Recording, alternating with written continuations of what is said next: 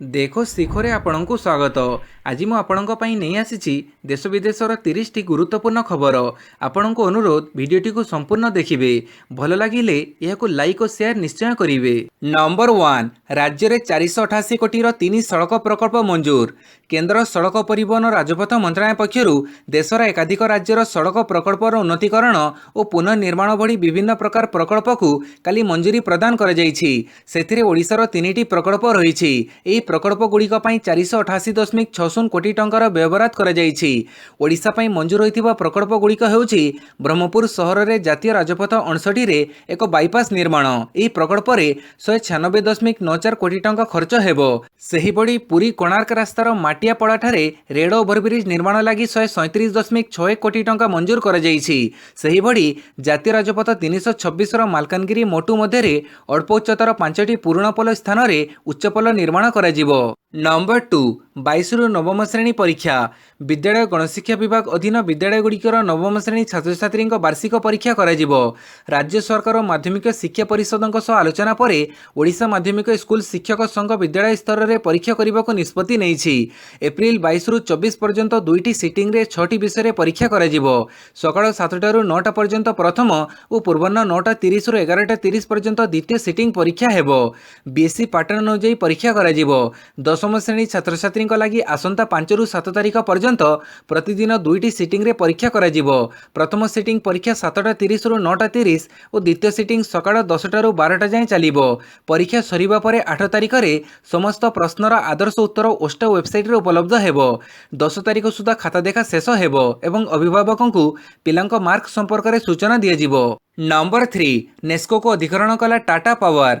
Tata power पक्षर Nesco अधिकरण काली कार्यकारी कर एने TP northern Odisha distribution limited नाम रे एक यौथ उद्योग स्थापन कर टाटा पावर 51% और ओडिशा सरकार 49% अंशधन रही। नेस्को अधीन में बालेश्वर भद्रक बारिपदा जाजपुर और केन्दुझर जिलार प्राय 2 नियुत ग्राहक नुआ संस्था ठारू विद्युत सेवा पाइबे। यह अंचल टाटा पावर 25 वर्षीय लाइसेंस हासिल करिछि।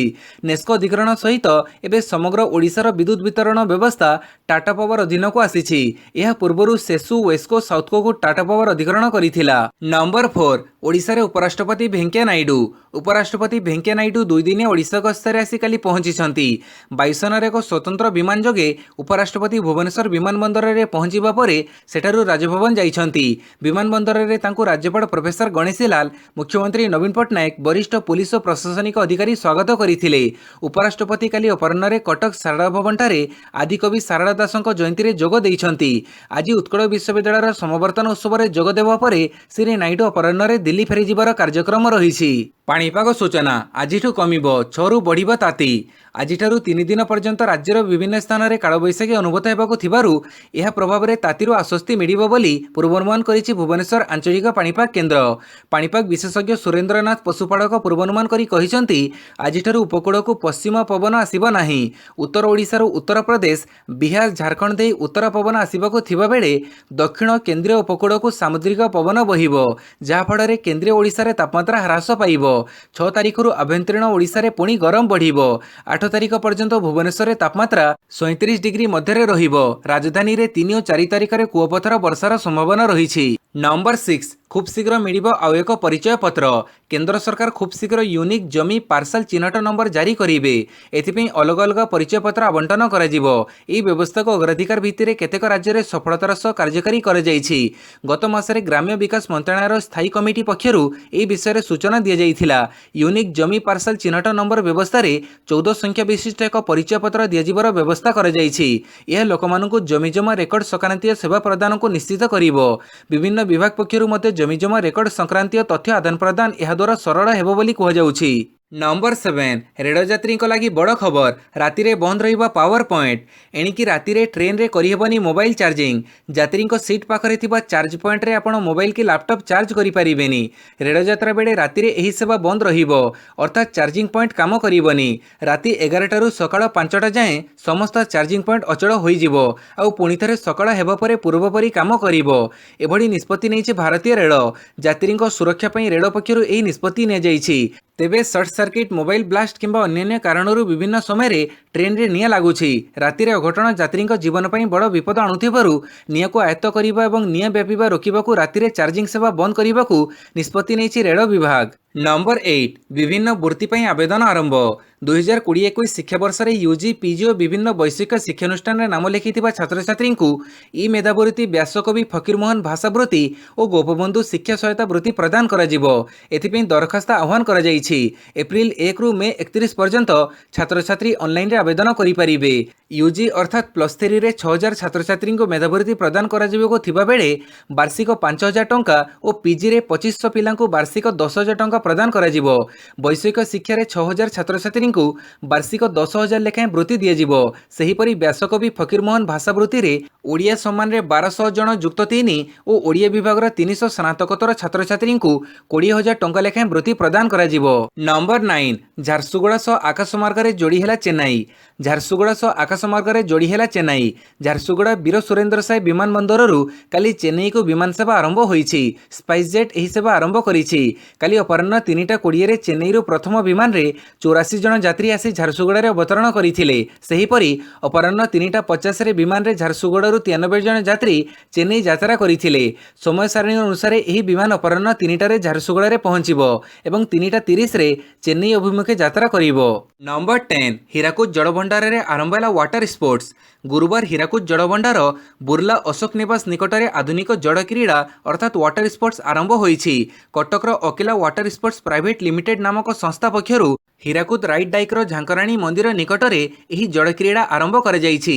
वाणिज्य परिवहन तथा योजना और संयोजना मंत्री पद्मनाभ बेहेरा यहाको उद्घाटन करी कहिले वाटर स्पोर्ट्स हीराकुदर आवश्यकता थिला। ओडिशावासी हीराकुद बंध को नहीं गर्वित और उत्सुक थिले भी यह विषय अधिक जानिबार सुजोग नथिला। एबे एही वाटर स्पोर्ट लोकंकु हीराकुद सह अधिक परिचित करैबो। नंबर 11 जारी हैला नुआ आयकर रिटर्न फॉर्म। केंद्रीय प्रत्यक्ष कर बोर्ड पक्षरु 2020-21 आर्थिक वर्ष पई नुआ आयकर रिटर्न फॉर्म जारी कर जाइछि। एने गतकाली विज्ञप्ति प्रकाश पाइछि। नुआ किंबा पुराना आयकर नियम विकल्प चयन करिबा व्यवस्था एथिरे रहिछि। लाभांशरु हेउथुबा आयर सूचना एथिरे मगा जाइछि। सीबीडीटी पक्षरु कोह जाइछि महामारी को नजर रखी आयकर रिटर्न फॉर्म रे विशेष किछि परिवर्तन करा जाई नाही। तीनिटी सर्वनिम्न परिवर्तन एथिरे करा जाइछि। आयकर नियम 1961 रे होइतिबा संशोधन कारणरू एही परिवर्तन जरूरी थिला। नंबर 12 आरंभ है वार्षिक अमरनाथ यात्रा पंजीकरण। वार्षिक अमरनाथ यात्रा पंजीकरण आरंभ होईछि। एही 56 दिनिया यात्रा जून 28 रे आरंभ हेबो एवं अगस्त 22 रे समाप्त हेबो। एथर अमरनाथ को जीवा पई दुईटी रूट स्थिर करा जाइछि। श्रद्धालु माने बाल्टाल और पहलगाम देई दुईटी रास्ता रे अमरनाथ जाई परिबे। अमरनाथ यात्रा करिबाकू इच्छुक यात्री पंजाब नेशनल बैंक रो 316 टी ब्रांच, जम्मू कश्मीर बैंक रो 90 टी ब्रांच और एस बैंक रो 40 टी ब्रांच रे पंजीकरण करि परिबे। ए वर्ष 13 वर्ष रु कम और 75 वर्ष रु अधिक बयसर लोक और गर्भवती महिला मानकु यात्रा पई अनुमति मिलिबो नाही बोली अमरनाथ श्राइन बोर्ड पक्षरु सूचना दिए जाइछि। नंबर 13 6 वर्ष पर खोलिला ओडिशा निवास कैंटीन। दीर्घ 6 वर्ष तले दिल्ली रे सर्वसाधारण बंद कर दिया जाइथिबो ओडिशा निवास कैंटीन को काली खोला जाइछि। याकु विधिबद्ध भाव उद्घाटन करथिले प्रमुख आवश्यक कमिश्नर श्री रविकांत। भुवनेश्वर यात्री भोजन प्राइवेट लिमिटेड ओडिशा निवास रे कैंटीन चढ़ीबार ठिका पाइछि। 2014 पूर्व दिल्ली रे ओडिशा निवास कैंटीन रे ओडिया तथा अणओडिया माने ओडिया खाद्य खाइबा पई प्रबल भिड़ जमाउथिले।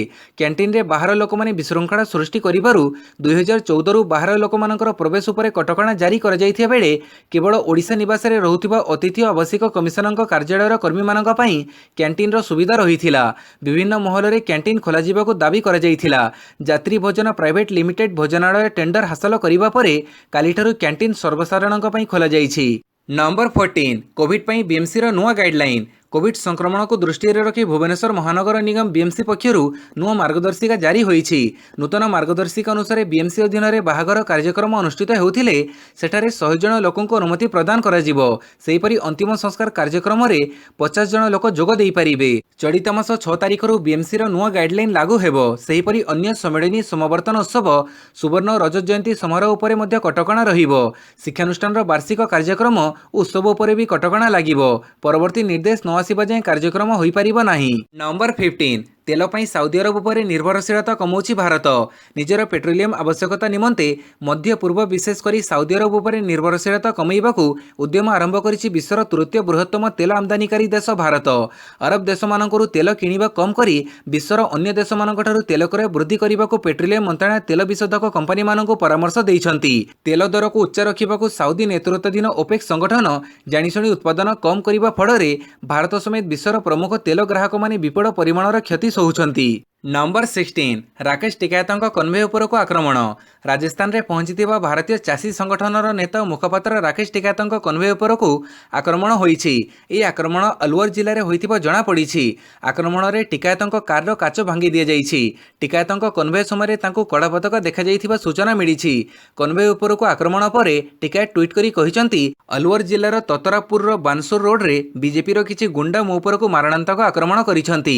ଏହା ସମ୍ପୂର୍ଣ୍ଣ ଭାବେ ଲୋକତନ୍ତ୍ରର ହତ୍ୟା ବୋଲି ଟିକାୟତ କହିଛନ୍ତି। ନମ୍ବର 17 ଟିକାକରଣରେ ରାଜ୍ୟରେ ରେକର୍ଡ। ଗୋଟିଏ ଦିନରେ ଦିଆଗଲା 2.5 ଲକ୍ଷରୁ ଉର୍ଦ୍ଧ୍ୱ ଡୋଜ୍। କାଲି ରାଜ୍ୟରେ ଟିକାକରଣରେ ପୁଣି ରେକର୍ଡ ହୋଇଛି। ଗୋଟିଏ ଦିନରେ 2,52,080 ଜଣଙ୍କୁ ଟିକାକରଣ କରାଯାଇଛି। 45 ବର୍ଷରୁ 69 ମଧ୍ୟରେ 1,69,000 ପ୍ରଥମ ଡୋଜ୍ ନେଇଛନ୍ତି। ଏହି ବର୍ଗରେ ଦ୍ୱିତୀୟ ଡୋଜ୍ ନେଇଛନ୍ତି 725 ଜଣ। ସେହିଭଳି 60 ବର୍ଷରୁ ଅଧିକ ବର୍ଗର ଲୋକେ ପ୍ରଥମ ଡୋଜ୍ ନେଇଛନ୍ତି 68,167 ଆଉ ଦ୍ୱିତୀୟ ଡୋଜ୍ ନେଇଛନ୍ତି 10,140 ଜଣ। ନମ୍ବର 18 ମୁଖ୍ୟ ଶାସନ ସଚିବ ଏବଂ 5T ସଚିବଙ୍କ କନ୍ଧମାଳ ଗସ୍ତ। କାଲି ମୁଖ୍ୟ ଶାସନ ସଚିବ ସୁରେଶ ମହାପାତ୍ର 5T ସଚିବ ଭିକେ ପାଣ୍ଡିଆନଙ୍କ ସମେତ ପୂର୍ତ୍ତ ସଚିବ କିର୍ଷନ କୁମାର ଏବଂ ଅନ୍ୟ ବରିଷ୍ଠ ଅଧିକାରୀମାନେ ଦିନିକିଆ କନ୍ଧମାଳ ଗସ୍ତରେ ଆସି ବିଭିନ୍ନ ଉନ୍ନୟନମୂଳକ କାର୍ଯ୍ୟର ସମୀକ୍ଷା କରିଛନ୍ତି। ସଚିବମାନେ କାଲି ପୂର୍ବାହ୍ନ 11ଟା ସମୟରେ ହେଲିକପ୍ଟର ଯୋଗେ ଆସି ଜିଲ୍ଲା ସଦର ମହକୁମା ଫୁଲବାଣୀ ନିକଟସ୍ଥ ଗୁଦାରୀ ଏରୋଡ୍ରମ୍ ପଡ଼ିଆରେ ଓହ୍ଲାଇଥିଲେ।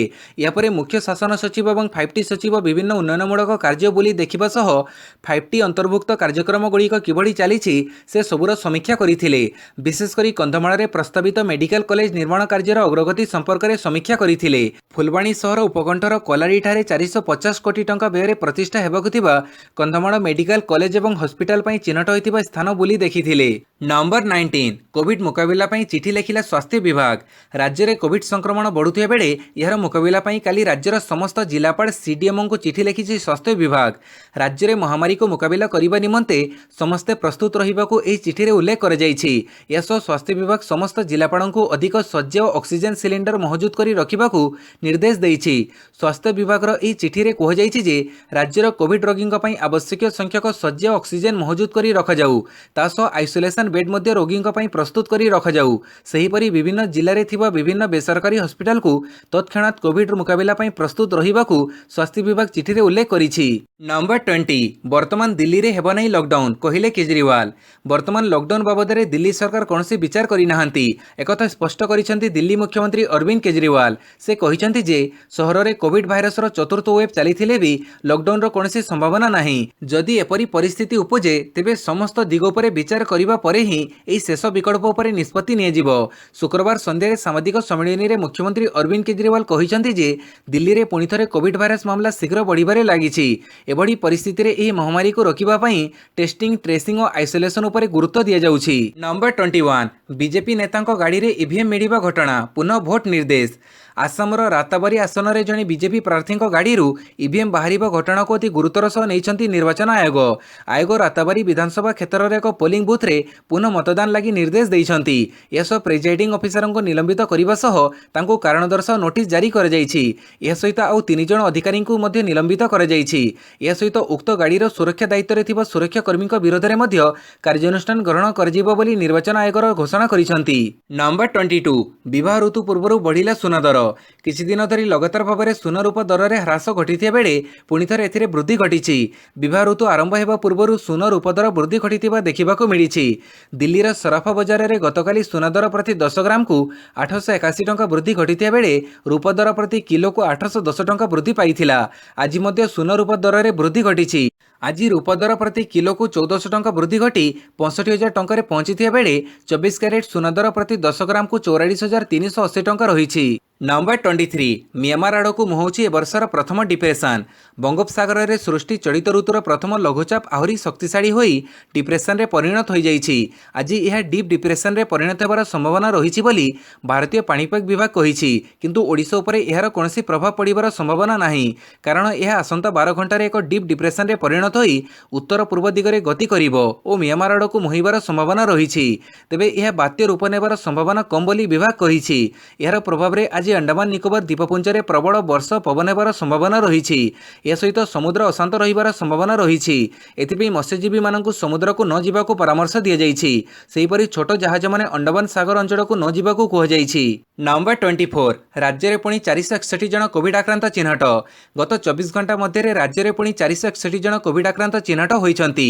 अनुगुळु 27, बालेश्वरु 16, बरगढ़ 32, भद्रकरू 5, बलांगीरु 3, कटकरू 22, गंजामरू 5, जाजपुर 8, झारसुगुड़ारू 13, कलाहांडीरू 36, कंधमाड़ू 4, केन्द्रापड़ारू 2, केन्दुझरु 2, खोर्धारू 69, कोरापुटरू 4, मयूरभंजरू 4, नवरंगपुररू 9, नयागढ़ जड़े, नुआपड़ारू 86, पुरीरू 9, संबलपुर 16, सोनपुर 4, सुंदरगढ़ 62 और स्टेटपुलरू जड़े आक्रांत चिन्हट होइछन्ति। नंबर 25 उर्जित पटेल हेले बिस्कुट कंपनी ब्रिटानियार निर्देशक। भारतीय रिजर्व बैंक पूर्वतन गवर्नर उर्जित पटेल को एवं एक नुआ दायित्व मिली। एथर से एक घरोई उद्योग सह जोड़ी होइछन्ति। बिस्कुट और दुग्ध जातीय खाद्य प्रस्तुत करुवा ब्रिटानिया कंपनी उर्जित पटेल को कंपनीर अतिरिक्त निर्देशक पदर नियुक्ति देइछि। से एही पदवी रे आगामी 5 वर्ष पर्यंत रहिबे बोली कुहाଯାଇଛି। ब्रिटानिया तरफ बॉम्बे स्टॉक एक्सचेंज को दिया जाइथिबा सूचना रे कुहाଯାଇଛି कि कंपनी उर्जित पटेल को अतिरिक्त निर्देशक पदर नियुक्ति देइछि। से एही पदरे 2026 मार्च 30 तारिख पर्यंत रहिबे। नंबर 26 ताइवान रे भयावह रेल दुर्घटना, 36 मृत 72 आहत।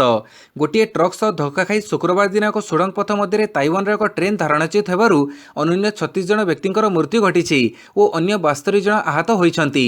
40 वर्ष मध्य यह हूँ द्वीपदेश ताइवान रे सबुठ अधिक भयावह रेल दुर्घटना। सप्ताहांत छुट्टी अवसर में अनेक पर्यटकों को नहीं ताइपेईरू ताइतुंग अभिमुखे यात्रा करुवा एक्सप्रेस ट्रेन टी पूर्व ताइवान उत्तर हुलियान रे धारणरू विच्युत हो जाइथिला बोली ताइवान अग्निशम विभाग कहिछि। पारंपरिक टूम स्वीपिंग डे लगी सप्ताहांत छुट्टी आरंभ होता बेले एभली दुर्घटना घटी। नंबर 27 अंडमान रे जहाज तैयारी कले ओडिया पुओ रामप्रसाद मुदुली। अंडमान रे ना रखिले ओडिया पुओ रामप्रसाद। सोनर ग्रुप ऑफ कंपनी मुख्य तथा जड़े ओडिया उद्योगपति होउछन्ति पुराणा भुवनेश्वर रामेश्वर पाटणार रामप्रसाद मुदुली। से अंडमान निकोबर पोर्ट ब्लेयर ठारे एक नूतन यात्रीवाही जहाज प्रस्तुत करिसन्ति। ई जहाज एक नूतन द्रुत गतिर जहाज जहाँ सेठारे 4टी द्वीपपुंज को गस्त करिवो। ई जहाज पोर्ट ब्लेयर ठारे केंद्र सरकार बंदर जहाज जलपथ मंत्री मनसुख लाल मांडव्य मुख्य अतिथि भाव जोगदे उद्घाटन करथिले। नंबर 28 हॉस्पिटल रे भर्ती हेले मास्टर ब्लास्टर सचिन। काली पूर्वतन cricketer master blaster Sachin Tendulkar hospital रे भर्ती होइछन्ति। एनी से निजे ट्वीट जोगे सूचना देइछन्ति। गत 27 तारिख रे सचिन कोविड संक्रमित चिन्हट हेला परे घरे रहिथिले। मात्र 6 दिन परे डाक्तरଙ୍କ परामर्श क्रमे सचिन हॉस्पिटल रे भर्ती होइछन्ति। एसो काली भारत द्वितीय विश्वकप पाइबार 10म वार्षिकी अवसर रे मध्य से तांको टीममेट और प्रत्येक भारतीय क्रिकेट प्रेमी को शुभेच्छा जणाइछन्ति। नंबर 29 टी20 श्रृंखला मुड़पोच कला न्यूजीलैंड। भ्रमणकारी बांग्लादेश को तृतीय तथा शेष मैच रे परास्त करी घरी न्यूजीलैंड टी20 श्रृंखला को मुड़पोच कर देइछि। गुरुवार खेला जाइथिबा वर्षा बाधाप्राप्त मैच को घरोई दल 65 रन रे जीति 3-0 रे श्रृंखला पोछि नेइछि। वर्षा जोगु मैच को 20 ओवर परिवर्ते 10 ओवर सीमित रखा जाइथिला। फଳରେ न्यूजीलैंड 10 ओवर रे 4 विकेट हरई 141 रन करिथिला। जवाब रे बांग्लादेश 9.3 ओवर रे 76 रन करी समस्त विकेट हरईथिला। नंबर 30 2023 महिला फुटबॉल विश्वकप ऑकलैंड रे उद्घाटनी मैच। 2023 महिला फुटबॉल विश्वकप उद्घाटनी मैच ऑकलैंड ईडेन पार्क रे खेड़ा जिवो और final match Australia Sydney stadium रे आयोजित हेबो बोली फीफा तरफ सूचना दिया जाइछि। ऑस्ट्रेलिया और न्यूजीलैंड मिलित भाव 2023 मसीहा फुटबॉल विश्वकप आयोजन करुवा बेले मोट 9टी सहर रे समस्त मैच खेड़ा जिवो। ऑकलैंड और सिडनी व्यतीत Adelaide, Brisbane, Dunedin, Hamilton, Melbourne, Perth और वेलिंगटन सहर रे मैच खेड़ा जिवो। एही विश्वकप गोटे लेखाएं सेमीफाइनल मैच ऑस्ट्रेलिया और न्यूजीलैंड रे खेड़ा जिवो। संपूर्ण खेलसूची चलित वर्ष शेष बेड़क घोषणा करा जिवो बोली फीफा तरफ सूचना दिया जाइछि। भिडियोटी को संपूर्ण देखिथिबारु बहुत बहुत धन्यवाद।